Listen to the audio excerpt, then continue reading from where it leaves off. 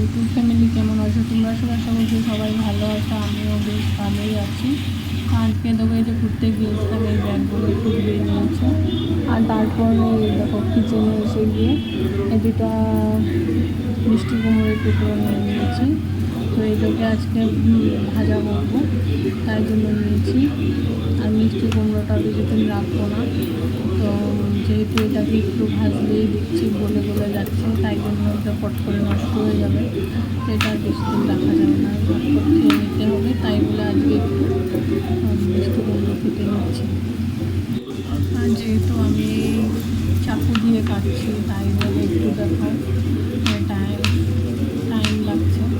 দা দিয়ে কাটলে হয়তো চলছে, আর দা দিয়ে আমি নিচে না বসতে বসতে আর অভ্যাস নেই।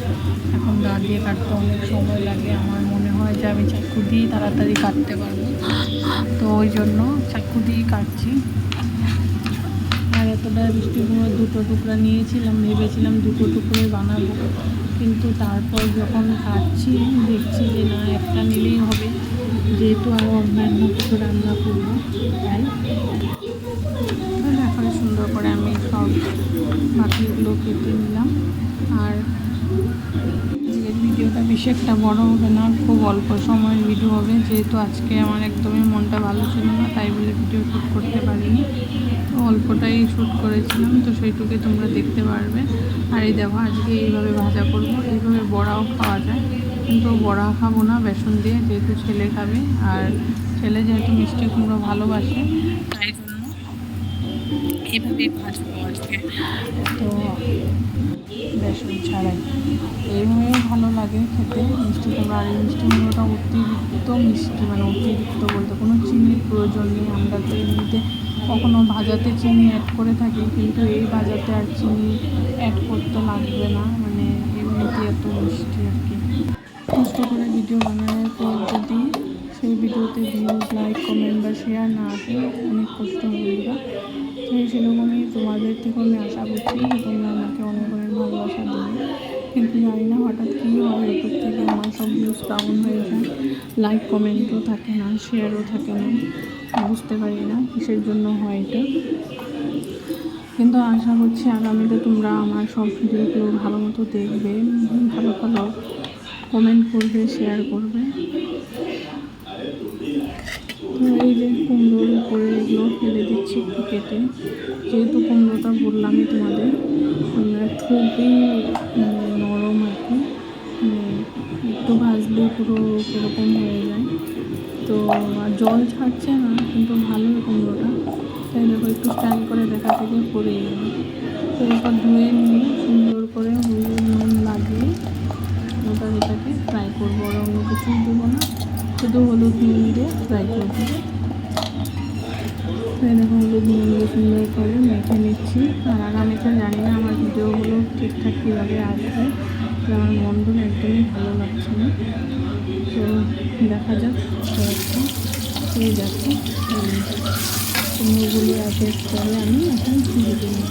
এইভাবে কুমড়ো ভাজা দিয়ে ডাল হলে খুব ভালো লাগে, ভাত খেতেও খুব দারুণ হয়। সেইভাবে সুন্দর করে কুমড়োগুলোকে আমি ফ্রাই করে নিচ্ছি। ছেলেকে এইভাবে রান্না করে দেখি, দেখি ছেলে খেয়ে কী বলে। ওকে মিষ্টি কুমড়ো দিলেই হলো, যে কোনোভাবেই কেটে দেবো না কেন, মানে মিষ্টি কুমড়ো হলে ভীষণ ভালো লাগে, আলুও লাগে না। তো একটু শশা নিয়েছিলাম, সাথে লেবু, এটা সালাদের জন্য কেটে নিলাম। আর যেই গরম করেছে, যেহেতু খাই আমরা গরমে, তোমরাও খাবে। আর এই দেখো তারপর নিয়ে নিয়েছিলাম বটবটিগুলো, সেই বটবটিগুলোকেও কেটে নেব। আর কেটে সুন্দর করে ধুয়ে নিচ্ছি বটবটিগুলো। আর যেহেতু এখন পেঁয়াজ রসুন কিছুই খাওয়া হচ্ছে না, তো সব কিছুই আমার তো চলে যাচ্ছে, যেহেতু আমি আগে পরেও খেয়েছিলাম নিরামিষ, কিন্তু ওদের হচ্ছে না। এটা আলু দিয়ে একটুখানি ফ্রাই করে নিলাম। ভাজার সাথে ডালও হয়ে গেছে, ডাল বয়েল করে নিয়েছিলাম। আর আজকে বিকালেই দেখো আমার এই চেয়ারের প্লাস্টিকগুলো একটু ঢেলা হয়ে গেছে, তো এগুলোকে তার ঠিক করার মতো কোনো উপায় নেই, তাই আমি এখানে একটা বুদ্ধি করলাম, এই সাথে সুতা বেঁধে এই সাইড দিয়ে সুন্দর করে সেলাই করে নিচ্ছি। আর এইভাবে সেলাই করে নেওয়াতে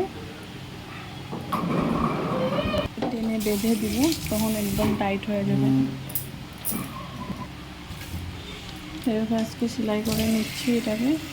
অনেক দিন ধরে ভাবছি করবো সময় হচ্ছে না, আজকে ভাবলাম এটাকে এইভাবে সেলাই করে নিই। সেলাই করে নিলে এটাকে আমি এখন বেঁধে দিব। তিনও পাশ বেঁধে দেওয়াতে এটা সুন্দর করে টাইট হয়ে যাবে। ইলাস্টিকটা অতিরিক্ত ঢিলা হয়ে গেছে, জানি না বেশি দিনও হয়নি। আগে এটা যখন কিনেছিলাম তোমাদের সাথে ভিডিও শেয়ার করেছিলাম, কিন্তু কেন জানি এটা একটু ঢিলা হয়ে গেছে, হয়তো ধুতে তাই জন্য, আর রোদে মেলছি বলে। আর এটার কাপড়টাও একটু অন্য রকমের কাপড়, তাই বসে বসে ছেলে ওইদিকে পড়ছে আর আমি এদিকে বসে এটাকে সেলাই করে নিচ্ছি। তো এখন দেখো আমি এই 3 পাশ হুকের মতো বানিয়েছি, একটার সাথে একটা জয়েন করে এভাবে টেনে দিব, আর দেখো সুন্দর করে টাইট হয়ে যাবে কাভারটা। এই দেখো তোমাদেরকে দেখিয়ে দিচ্ছি, তোমাদেরও যদি কখনো প্রয়োজন হয় এভাবে হাতে টুকটাক নিজেই করে নিতে পারবে। এই দেখো সুন্দর করে আমি এবার টাইট করে বেঁধে নিলাম। আর দেখো তোমাদেরকে দেখিয়ে দিচ্ছি, এই 3 পাশ টাইট করে বাঁধাতে সুন্দর করে টাইট হয়ে যাবে।